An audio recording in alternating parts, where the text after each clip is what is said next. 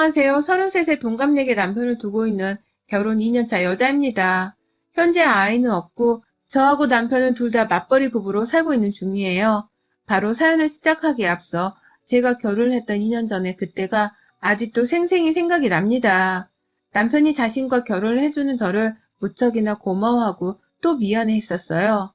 그도 그럴 것이 이 집안에 며느리가 참석해서 지내야 할 제사가 많아도 너무 많더라고요. 저는 남편과 연애 때부터 교회를 다니는 사람이었는데 사실 독실한 기독교인까지는 아니었습니다. 단지 친구들이랑 어울려 놀고 싶은 마음에 교회를 어릴 적부터 다니던 사람이었는지라 시집을 가서 제사를 지내고 말고를 결정하는 데에는 그리 큰 껄끄럼이 없었어요.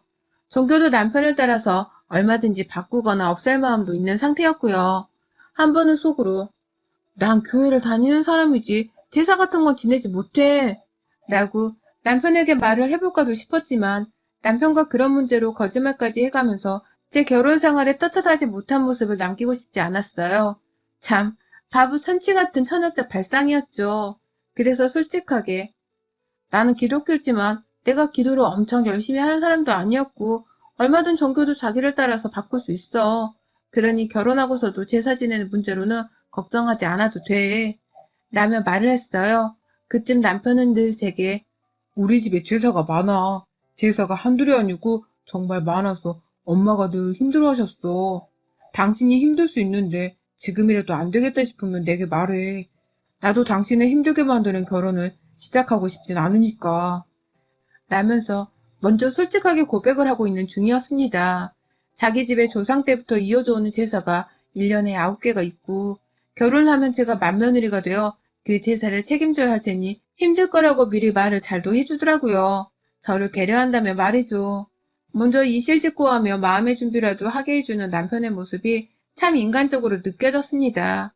그래서 저도 솔직히 제사를 하기는 싫었지만 그까짓 것들을 할 수 있다면서 남편에게 자신있게 말을 했죠. 이런 배려의 말을 먼저 해줘서 고맙단 말도 했고요. 그래서 남편은 결혼하면서 그리고 그 후에도 지금까지 쭉 제게 고마워만 하며 살아줬고요. 그런데 남편이 미처 말을 해주지 않은 것이 있었습니다. 남편이 제게 다 솔직하게 말을 한 줄 알았더니만 하나 가장 중요한 것을 남편조차 모르고 있던 바람에 제게 전달이 되지 못했더라고요. 악랄하고 여우 중에 상여우임이 분명한 우리 시어머니의 성격을 말이죠. 어머님 성격은 정말 욕을 한 바가지 퍼주고 싶다가도 침을 꼴까닥 삼키게 만드는 마성의 상여우셨습니다. 이런 말을 하고 있는 제가 다 민망스럽고 화딱지가 생길 만큼이요. 지금 결혼한 지가 2년 차라 아직도 시어머니를 적응하지 못한 채로 살고 있었어요. 작년까지는 정말 매년 보는 어머님이 새롭게 느껴질 지경이었죠. 결혼하고서 제사가 9번인데 저랑 남편이 둘 다 맞벌이를 하는지라 하나만큼은 약속을 했습니다. 제사랑 일을 선택해야 하는 바쁜 날이 찾아오면 그땐 눈치 보지 않고서 일을 택하겠다고 말이죠. 그래서 실제로 야근을 하던 날이나 제가 중요한 프로젝트를 맡게 되어 눈코 뜰 새 없이 바빴던 시기에는 제사가 있어도 참석을 하지 않았어요. 비교적 널널한 편이었던 남편이 혼자서 참석을 하곤 했고요. 그럴 때 어머니께 전화로 제대로 말씀을 드렸고 이게 죄송한 일인 줄까지는 모르겠으나 그냥 시어머니 비위를 맞춰드린다면서 못 가서 죄송합니다 어머님 라며 말도 했었어요. 그게 고작 1년에 9번의 제사 중에서 겨우 한두 번에 불과했는지라 어머니께서도 겨우 한 번인데 뭘 일이 중요하지 라며 대답을 해주셨고요. 그런데 시어머님이 결혼 1년 차가 끝나가던 중에 남편이 한 번은 시어머니께 혼자서만 따로 불려간 적이 있었어요. 저랑 같이 퇴근해서 밥 먹고 있는데 네 마누라는 데려오지 마! 라는 말을 하면서 남편만 쏙 부르시더라고요. 살짝 기분이 나쁜 채로 남편을 보냈고 내내 기다렸더니 남편은 꼭두 새벽에 돌아왔어요. 표정이 잘량해 너무 미안하던 시기길래 왜 그러냐고 물어보니 남편이 망연자실한 채로 말하더라고요. 앞으로 제사는 우리 집에서 지낼 거니까 그런 줄 알라 했다면서 말이죠. 세상에 제가 일 때문에 퇴근도 늦게 하고 몸을 피곤해야 한다는 이유로 이제는 제사를 우리 집에 직접 가져와서 지내겠다 하셨다는군요. 그렇게 해서 제가 늦은 퇴근을 하더라도 조상님께 절 한 번은 꼭 드릴 수 있게 만들어야겠다면서 말입니다. 저한테는 일이 먼저라며 세상 살갑게 말씀해 주더니만 자기 아들 불러서는 어떻게 아들을 홍군형 낸 건지 남편은 얼이 다 빠져서는 시어머니 말을 그대로 전하기만 하고 있고 제대로 본 적이 한 번도 없었나 보더라고요. 시어머니의 여우 같은 성격에 남편이 생각보다 마마보이 같다는 걸 그제서야 알았던 것입니다. 저는 그렇게 그 후 1년에 9번을 시부모님은 제사 지낼 제기들을 가지고 우리 집에 오셨어요.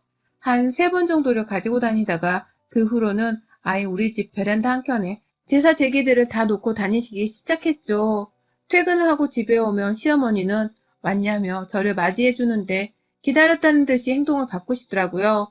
본인이 내내 앞치마를 메고는 제사 준비를 하다가 제가 퇴근하는 순간 본인은 부엌에서 땡 하며 퇴근을 하셨습니다. 제사를 지내려면 빨리빨리 음식 준비를 해야 바로 제사를 끝내고 저도 좀 퇴근 후 휴식을 취할 텐데요. 어머님은 일부러 세워라 내워라 음식 준비를 느려 터지게 하시다가 제가 퇴근을 하고 난 후에서도 제대로 된 음식을 끝내놓지 못하셨어요. 그 바람에 시아버지는 이미 제가 퇴근하기 전부터 화가 나서 시어머니를 재촉하고 계셨고 어머님은 제가 퇴근하는 순간 기다렸다는 듯이 앞치마를 벗어서 제게 주며 말씀을 하셨습니다. 이제 우리 며느리 차례네. 라고 말이죠. 그러면 저는 옆에서 빨리 음식을 만들려고 인상을 잔뜩 찡그리고는 시어머니를 노려보고 계시던 시아버지 눈치를 보면서 그 앞치마를 후다닥 받아들였고 퇴근 후 한 번은 제대로 앉아서 쉬지도 못한 채 요리 준비를 빨리 끝마치곤 제사를 지냈어요. 제사 하나 지내는 것도 절만 한다고 해서 끝나는 게 아니거든요. 그거 다 상위에 올려놓고 시아버지랑 남편이 먼저 절하고 말씀 나누면 그 뒤에 저랑 어머님도 따라 절을 올리고 제사 끝나면 또 상위에 음식을 치우고 냉장고 정리를 하고 설거지를 한다고 일이 아주 산더미였어요. 그걸 어머님은 저에게 먼저 맡기려는 듯 아주 대충 도와주면서 설렁설렁 일하셨고요. 마치 며느리가 들어왔으니 이제는 제사를 혼자 안 지내도 된다는 식으로 그 많은 일들을 일하다 온 저한테 떠넘기려 하는데 저 혼자서 얼마나 가슴이 꽉 막혔는지 모릅니다. 그나마 다행이었던 것은 시아버지 성격이 워낙 빠릿빠릿한 걸 좋아하시는 바람에 일을 빨리 끝내고 집에 가기를 원하셔서 남편이랑 시어머니가 어떻게든 일거리 하나라도 더 도와주려고 하셨던 것이에요. 남편은 처음부터 끝까지 제가 하는 일을 도와주려 안달냈었고 시어머니는 아들의 시아버지까지 재촉을 하면서 나서니 어쩔 수 없다는 식으로 늘 손을 거들었죠. 어떻게든 우리 집에서 하루 정도는 자고 가고 싶은 눈치를 여러 보이시면서 아유 제사 하나 끝내니 시간이 금방 가네. 그냥 자고 가도 되는데 라고 말씀을 하셨는데요. 이것 또한 천만다행이게도 저희 시아버지께서 아무 곳에서 잠을 자지 못하시던 바람에 뭘 여기서 자긴 자 멀쩡한 집을 놔두고 그러니까 집에서 그냥 제사를 지내자니까 쓸데없이 왔다 갔다 해가지고는 라면서 신경질을 부리시는 바람에 조용히 두 분 다 시댁으로 돌아가셨습니다. 전 정말 저를 위해 주는 남편과 까탈스럽고 빠릿빠릿한 시아버지가 안 계셨으면 절대로 지금까지 버티지를 못했을 거예요. 그게 아니었다면 저는 차라리 기독교인이라고 선언을 하면서까지 제사를 그만 지내겠다고 선전포고를 했을지도 모릅니다. 저는 계속해서 몸도 피곤하고 마음도 피곤하다며 남편에게도 감정이 무뚝뚝해지더라고요. 분명 우리는 아직 신혼인데 우리가 이런 식으로 시부모님을 1년에 9번이나 맞아서 우리 집에서 제사를 지내야 하나 싶었던 것이었죠. 남편이 미리 경고한 내용이긴 했지만 이게 참 알고 당해도 기분이 더러운 건 어쩔 수 없는 겁니다. 회사 일이 바쁠 땐 빠질 수 있기라도 했는데 이제는 빠지기는커녕 계속해서 우리 집에서 제사를 다 지내는 꼴까지 다 봐야 했는지라 기분이 좋지 못했어요. 제가 이렇게 감정의 변화를 겪으니 남편도 결국 제 걱정을 하기 시작하더라고요. 그러더니만 코로나가 심해지는 와중인데 우리는 언제까지 1년에 제사 9번을 다 지내면서 살아야 해. 라는 식으로 딴지를 제대로 걸었어요. 이러다 제가 교회를 나간다고 제사를 아예 안 지낼 수 있다고 말할지도 모른다는 말까지 시어머니께 전한 건지 시어머니가 살짝 겁을 먹고서는 자기 집에서 다시 제사를 지내겠다고 선전포고를 한 겁니다. 절대로 제사를 안 지내겠다는 소리를 못한 채로 그저 자기 집에서 다시 제사를 지낼 테니 집으로 시간이 되면 오라는 식의 말을 하신 것이었어요. 저는 그마저도 어디냐면서 무조건 감사하다고 오케이를 날렸고 그건 저를 걱정하던 남편도 마찬가지였습니다. 그런데 다시 제사가 본래의 자리로 본래의 주인에게로 돌아간 것뿐인데 이상한 일들이 벌어지기 시작했어요. 그 후 지금까지 시댁에서 지낸 제사가 5번 정도 있었는데요. 시어머니가 이상한 장꾀를 또 부리기 시작하신 겁니다. 제가 회생일 때문에 제사에 참석을 못하자 저희 집으로 제사를 무턱대고 들고 오셨던 그 배짱을 아직도 잃지 않으시고는 저에게 보란듯이 써먹기 시작한 것이었어요. 평상시엔 참 아무렇지 않게 연락도 하셔서는 자기 아들 안부를 묻고 또 주말에 할 일이 없으면 시댁에 오라면서 잘도 부르며 저희를 찾는 분이셨습니다. 단 한 번도 아픈 적이 없으셨을 만큼 늘 팔팔한 상태로 며느리와 아들 얼굴 한 번을 더 보려 하는 분이셨어요. 그렇게 찾아가면 아무 일도 하지를 않고 자기 집인데도 불구하고 며느리한테서 깎이는 과에 차려지는 밥상 등을 얻어먹으려고 늘 혈안이 되어서는 부엌으로 저를 집어넣는 분이기도 하셨고요. 그런 어머님께서 참 신기하게도 다가오는 제사 때만 되면 한 달 간격으로 들어눕기 시작하더라고요. 그러니까 1년 12달 중에서 제사가 있는 날이 무려 9번이라 거의 매달 시어머니를 만나야 하는 것과도 다름이 없는 팍팍한 스케줄을 가지고서 살았습니다. 그런 어머님이 평상시에는 그렇게 아들이 보고 싶다면서 옆에 끼고 지내려 하시고 신나게 불러서는 술도 벌컥벌컥 마시면서 아들이랑 잘도 떠들고 노시는 분께서 제사가 다가오기만 시작하면 퍽 하고 들어누우시는 겁니다. 처음엔 그날이 주말이었는데요. 단순 빈혈이 느껴진다면서 아무것도 못하겠다고 손을 놓고서는 방 안에서 들어누워 계시는 바람에 제가 나서서 그날 하루의 제사 일을 모조리 다 준비를 했고요. 자기 아들이 제 손을 거둔다고 자꾸만 부엌으로 왔다 갔다 하는 광경을 실눈 뜨고 목격하신 건지 그제서야 나와서 한다는 말이 아들아, 너는 엄마 좀 봐주라. 와서 엄마 머리도 좀 만져주고 라면서 지 아들을 데려가 쉬게 하려고 꼼수를 부리더라고요. 전 솔직히 그때까지만 하더라도 어머님이 진짜 아프신 줄을 모른 채로 저 혼자 열심히 제사 준비를 했었는데요. 두 번째 제사가 찾아오던 그 다음 달에 바로 눈치를 챘죠. 신나게 지내시다가 또다시 제사가 찾아오자 언제 그랬냐는 듯이 정신을 못 차리고서는 이번에 빈혈이 아닌 감기 몸살을 빌미로 몸져 누워 계시는 어머님의 모습에서 순간 저게 연기가 아닌가 하는 생각을 해버렸습니다. 그리고는 현장을 잡았어요. 꿀물 한 잔을 타달라고 구태여 바쁜 저에게 심부름 하나를 더 시키길래 알겠다고 하면서 부엌에서 만들고 있는 사이 혹여나 싶어서 시아버지와 남편이 제사상을 준비하는 사이에 시어머니 계시는 방문을 슬쩍 열어보니 그 안에서 핸드폰으로 TV 영상을 보다 말고 제 인기척에 핸드폰을 끄고 자는 척을 하는 어머님을 제가 봤거든요. 확 덮쳐서는 여기서 뭘 하면서 쉬고 있었냐고 한마디를 거두려고 하다가 말았습니다. 아휴, 그 자는 척하는 꼬라지가 너무 어처구니가 없기도 하고 체면치레도 안 될 만큼 딱해 보이기도 했는데 자기 스스로도 그 순간 눈 감고 자는 척을 하면서 얼마나 쪽이 팔렸을까 싶었거든요. 그냥 스스로 좀 더 얼굴을 붉히며 조마조마하라고 내버려 뒀죠.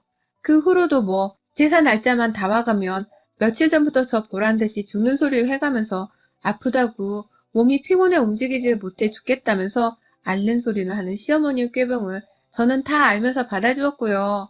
저뿐만 아니라 시아버지도 남편보다 먼저 눈치를 채신 건지 저번 제사 때는 또 아파? 아니 어째 조상님께 제사를 지내는데도 허구한 날 제사만 앞두면 귀신같이 아프대. 조상님이 빙이라도 한 거야 뭐야. 라면서 대놓고 꼽을 주시더라고요. 꾀병인 거 아는데 또 그 짓을 하고 있다는 걸 돌려 말하는 시아버지의 말씀에 시어머니는 아니 진짜 아프다니까 라며 괜히 투정을 더 부리셨고 그런 두 분을 보면서 저는 내심 속으로 실실 웃었습니다. 우리 시아버지의 시원시원한 성격이 좋기도 했고 시아버지가 더 화를 내주시길 바랬는데 그러지 못하시니 답답한 마음도 조금 있었네요. 그러다 바로 저번 주 저희가 또 하나의 제사를 맞이했습니다. 이번에도 시어머니가 얼마나 꾀병을 피우실까 싶어서 은근히 기대가 되더라고요. 그런데 저조차도 너무 정신이 없이 회사에서 일을 하다가 그날 딱 하루 여유가 생겼던 거라서 솔직히 인내심이 바닥인 상황이었습니다. 나는 일까지 하느라 힘들어 죽겠는데 시어머니가 또 내 앞에서 보란 듯이 아프다고 꾀병을 부리면 내가 단단히 화가 날지도 모른다는 생각을 하면서 시댁을 찾았어요. 솔직히 가기 싫어 죽겠었지만 옆에서 제게 미안해 어쩔 줄 모르는 남편이 다 불쌍하다며 그냥 갔습니다. 일단 갔어요. 그런데 아유 꼴보기 싫은 우리 시어머니는 아니나 다를까 방 안에서 들어가서는 나오지도 않고선 또 기어가는 목소리를 내며 아프다고 드러누워 계시더라고요. 아이고, 니들 와줬구나. 며느라, 들어가면 내가 재료는 다 준비해놨으니 너가 손짓만 하면 된다. 라고 죽는 소리를 하시길래 네! 라고 떨떠름이 대답을 한 채로 부엌을 갔는데요. 가보니 재료가 정말 다 준비만 되어 있고 하나도 제대로 다듬거나 씻어놓지도 않은 채로 딱 장바구니 안에 들어가 있더라고요. 순간 저도 모르게 쓴 한숨이 팍 새어나왔죠. 제가 한숨을 쉬면서 부엌을 바라보니 남편도 어머니께 인사를 드리고 부엌에 와선 와, 진짜 이렇게 아무것도 안 하셨다고? 라면서 제 어깨를 토닥이는데 순간 너무 짜증이 나고 남편조차 상대를 하기 싫다며 어깨를 털어버렸어요. 제 어깨에 손을 대라는 저만의 제스처였던 것입니다. 그러자 남편도 사뭇 놀랬나 보더라고요. 제 인내심이 슬슬 바닥에 다다른 게 아닌가 싶었는지 말이죠. 그때 시어머니가 또 꾀병으로 누워있는 것에 내내 화가 나 계셨는지 시아버지가 저희 부부를 따라서 부엌으로 들어오셨어요. 며느라, 내가 오늘은 정말 안 되겠구나. 라면서 비장한 표정으로 들어오시는 시아버지는 내가 지금까지 내내 뭐라도 좀 하라고 옆에서 잔소리를 퍼부었는데도 저 옆엔 내가 말을 안 들어. 라면서 제 앞에서 급기야 시어머니 욕을 하시더라고요. 며느리랑 아들 앞에서 와이프 뒷담화를 하시기 시작한 겁니다. 오죽 속이 터질 것 같으셨으면 말입니다. 그러니 저도 네, 저도 예상은 했습니다, 아버님. 라면서 열을 올렸고 남편은 내내 저를 제대로 터치하지도 못한 채 달래준다고 내가 할게. 내가 여기 거부터 씻을까? 라며 눈치를 보는데 이 상황 자체가 너무 이상한 바람에 몸둘 바를 몰랐어요. 제가 놀다가 늦게 온 것도 아니고 일하고 나서 퇴근하자마자 집에 가지도 못한 채 시댁에 제사를 지내러 온 건데 시어머니는 내내 집에서 놀고 계셨으면서도 제사 음식 손질 한번 하실 생각을 못 하신 건가 싶어서 울분이 터지더라고요. 이렇게 늦게 제사를 준비하고 늦게 제사를 끝마치게 하고서는 잠까지 잤다가 내일 아침에 집으로 돌아가게 하려는 시어머니의 계획이 분명했음을 알아차렸어요. 그리고는 정말로 시어머니의 계략대로 저는 개고생을 하며 제사를 늦지막히 끝마치고는 결국 여기서 잠까지 자고 다음날 집에 돌아갈까봐 걱정이 되기 시작했어요. 걱정이라기보다는 화가 난다는 것이 더 정확한 표현이었을 거고요. 결국 저는 시어머니께 도움을 요청하기로 했습니다. 요청하는 말로 음식 손질을 도와달라고 말을 꺼내서는 만약 내 말을 듣지 않을 시 이 모든 상황을 난장판으로 만들 수도 있겠다는 협박이라도 해볼 참으로 말이죠. 방 안에 들어가니 어머님은 저 보란 듯이 눈을 억지로 꼭 감고 계시더라고요. 안 그래도 많은 주름이 억지로 눈을 감으려 한 바람에 자글자글해 보였습니다. 그런 어머님의 억지스러운 모습을 보면서 저는 가소로와 웃음을 지었고 어머님, 당장 일어나세요. 라면서 자비조차 베풀지를 않은 채 말을 했어요. 어머님은 제 말을 듣자마자 못 들은 척 가만히 계시더라고요. 그러더니만 한다는 말이 나 못 일어나 였고요. 쳇바퀴를 도는 듯 자꾸만 반복되어 일어나는 어머님의 꾀병과 연기력에 감탄을 하는 도중 저도 이제는 봐주지 않겠다면서 재차 말씀을 드렸습니다. 일어나세요. 저 그냥 확 집에 가버리기 전에 일어나서 조금이라도 도와주세요. 라고 말이죠.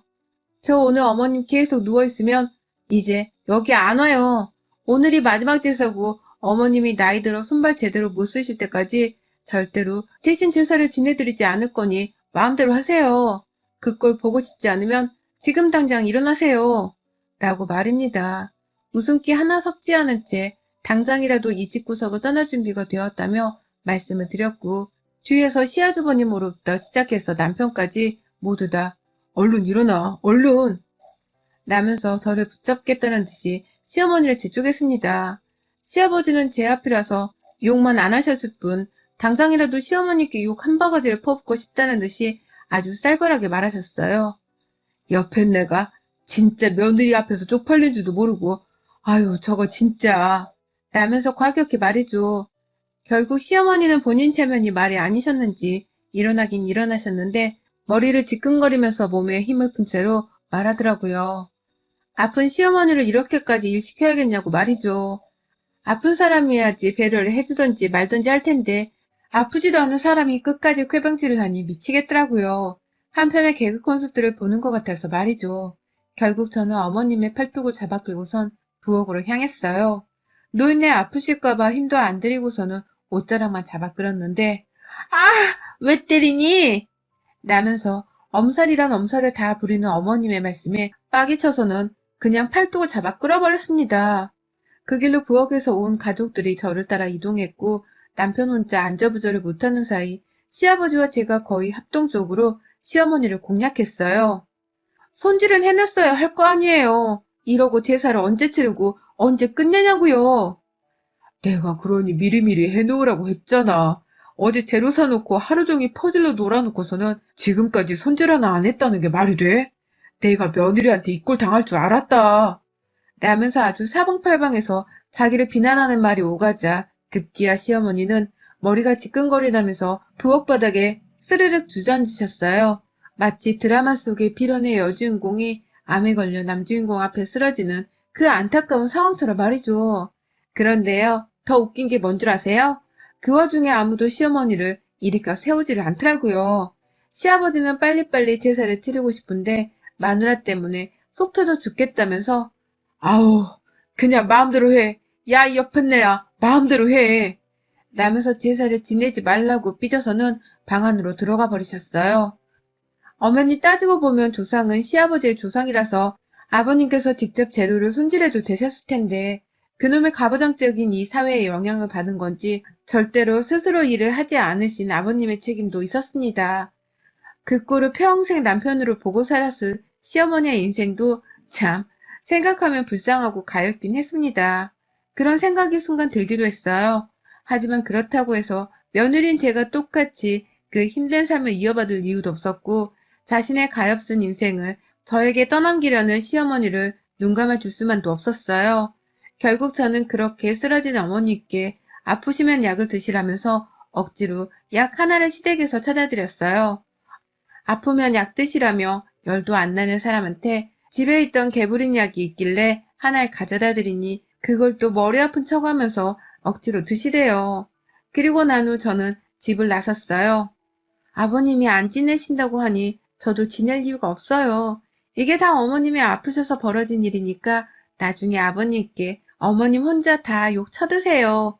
오래 건강히 살려면 욕먹는 게 직방으로 좋아요. 라며 그냥 무작정 집을 나서버렸어요. 남편도 제사를 지낼 수 없게 되었다면서 저를 따라 나왔고 집안에서 시어머니는 그 후 어떻게 되었을지 저는 잘 모르겠고요. 그런데 그 후 정말 우리 시어머니는 혼자 개그 프로그램을 또 찍으셨습니다. 글쎄 시어머니가 그날 제 앞에서 꾀병인 척을 하겠다고 하루 종일 아무것도 드시지 않고서 일부러 쭉 누워서 쉬기만 하며 계셨나 보더라고요. 빈속에 제가 드린 개보리를 아픈 척하며 억지로 복용을 하시고는 밤새 몸살기에 복통을 호소하며 아주 아파 죽으려 하셨다고 하네요. 그게 뭐 공복에 먹으면 위장이 안 좋아서 순간적인 복통을 일으킬 수가 있나 보더라고요.